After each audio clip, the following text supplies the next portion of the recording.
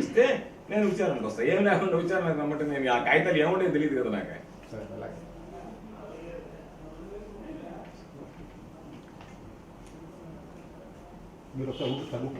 అబ్బా నువ్వు అది ఏం అసలు చదివేసి కదా. నాకు అది వస్తే దాని మీద నా ఎఫ్ఐఆర్ వస్తే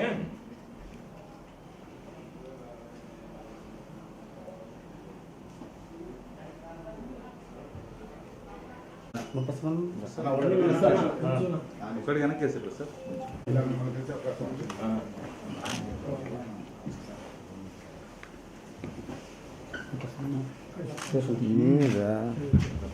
Sir, 10/26 up to Parur base crime.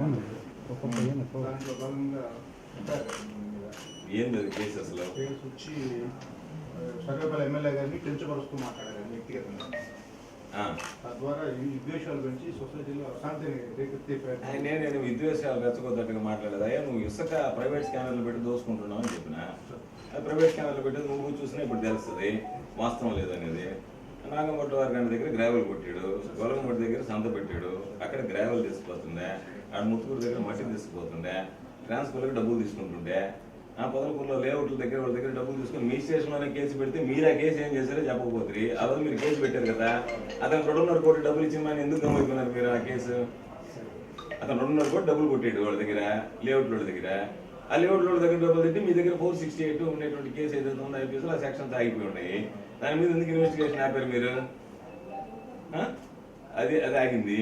సరే పొదలకూరులో మామూలుగా దీనికి సంబంధించి మిగతా కేసులు చూసి ఏదన్నా మొన్న పోయినప్పుడు అంబటరాంబాబు దగ్గర దిష్టిబొమ్మ దగ్గర పెట్టినప్పుడు గమ్ముకుంటారు. మేము వచ్చిన తర్వాత మేము అతను మాట్లాడిందాం తప్పు ఉంది. ఇరిగేషన్లో దొంగపిల్లలు చేసుకున్నట్టు లేదా ఊర్లోనే చెప్తారు.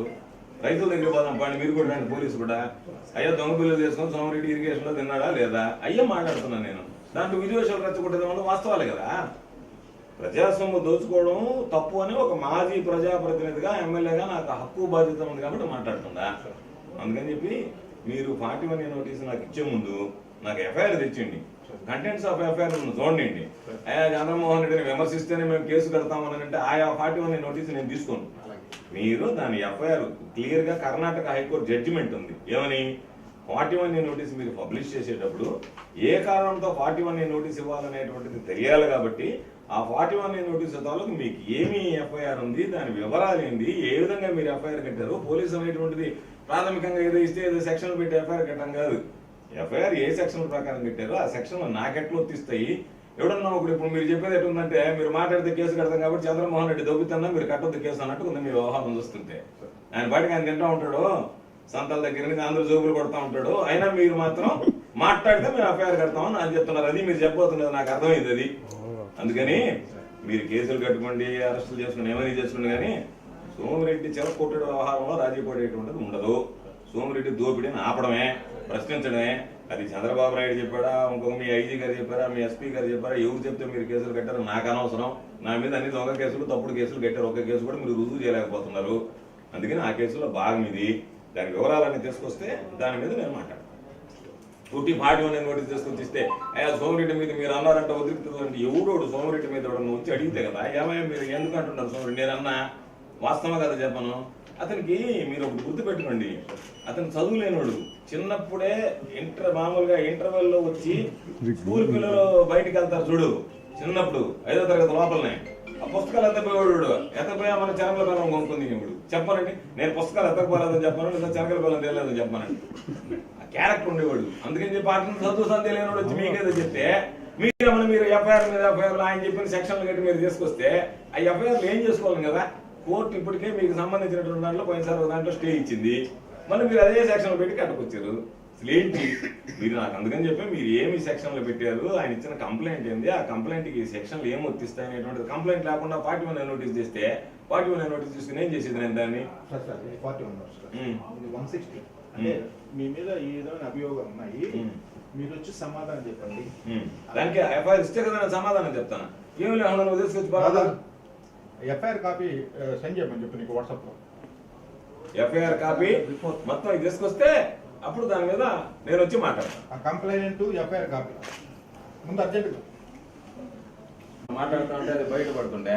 మొన్న కల్తీ కళ్ళ విషయం వచ్చేటప్పటికి అది స్టేట్ లో వచ్చా. ఇది ఇప్పుడు మళ్ళీ కొత్తది కదా బయోడీజిల్ తీసుకుని సంబంధం అవుతుంది కదా లీటర్కి 7 రూపాయలు కొట్టేస్తున్నాడు కదా దాంట్లో అదొక స్కామ్ కదా మంచి వ్యాపారం కదా.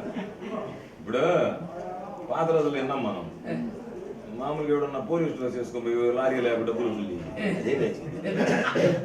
ఆడేమో బంకర్లు వేసిపోతుంటే ఆ బంకర్లు లాంటివి బంకర్కి 300 ఇవ్వాలంటే ఊరికి ఇవ్వాలంటే సోమరెడ్డికి ఇవ్వాలా రోజుకు 150 బండ్లకి 300 లెక్క 45,000 రూపాయలు కట్టాలని అన్నారంట.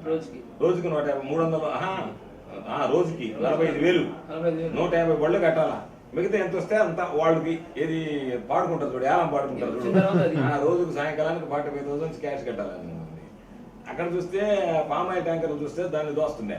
ఇప్పుడు మొన్నైతే బయోడీజిల్కి సిస్టమేటిక్గా వాడు చెప్పాడంట మొత్తం లొకేషన్ ఉంది చూడు ఆ లొకేషన్ తోటి వచ్చారు తీసుకొని వస్తే పోలీసు వాళ్ళు ఆ బండిని పట్టుకున్నారు ఇది పట్టుకున్నారు తీసుకెళ్ళారు పోలీస్ స్టేషన్కి. ఆ సిఐతో నేను మాట్లాడా ఏం నాయక్ అది దానికి సంబంధించి సిఐ గారు ఏమైందనంటే సార్ దాని మీద కంప్లైంట్ ఎవరు ఇవ్వలేదంట. అంటే ఇప్పుడు మన ఇంట్లో వచ్చి దొంగతనం చేసి పోవచ్చు కానీ దొంగను పట్టుకోవాలంటే పోలీసు వాళ్ళకి కూడా ఒక వ్యాపారంలో దొంగతనం చేసినట్టు ఫిర్యాదు ఇస్తే వస్తారంట. అలా దొంగతనం చూసుకొని ముందుగా పోతానే కమ్ముకుంటారు. జరిగి పోలీస్ స్టేషన్ తీసుకెళ్లి పోలీస్ స్టేషన్ ముందు కూర్చోబెట్టేవాళ్ళని ఏమనుకున్నాను అని చెప్పి ఈయన ఫోన్ చేసి ఎగరంగా ఎందుకంటే మళ్ళీ క్యాష్ ఆగిపోద్ది కదా రోజు సాయంకాలం 7 రూపాయలు లెక్క రావాల్సి వచ్చా. ఆగిపోయేటప్పటికి వెంటనే ఏం చేశాడు దాన్ని ఇమీడియట్ గా రిలీజ్ చేసి పారేశారు. మీరు ఎందుకు రిలీజ్ చేశారంటే విజిలెన్స్ వాళ్ళు చూసుకుంటారంట సార్ మాకు సంబంధం లేదు అయినా మాకు ఎవరు కంప్లైంట్ ఇవ్వలేదని చెప్పారు. అందుకని ఎట్లా ఉందంటే నెల్లూరు జిల్లాలో ప్రత్యేకించి సర్వేపల్లిలో యమ కొట్టుడు పిండి పారేస్తున్నారు. నేను మామూలుగా ఏమిలే నువ్వు నేను ఏదన్నా రేపు దాని నుంచి రోడ్డు కూడా పెట్టుకోపోవడం మేలు లేకపోతే మళ్ళీ కొట్టి పెట్టుకున్నది. పోలీసు వాళ్ళు ఏమంటారంటే కొడితే మీరు ఎక్కడెదురు మాట్లాడతారండి మీరు కొట్టడం వాళ్ళ హక్కు అన్నట్టుంది. ఇప్పుడు ఇది వస్తువులు ఏదన్నా ఇప్పుడు మన చిన్నప్పుడు పిల్లకాయల పుస్తకాలు వేసి చెనకల బెల్లం తిన్నోడికి మన మెల్లో ఉండేటువంటి గురుతులు లాక్కోవడం పెద్ద పని.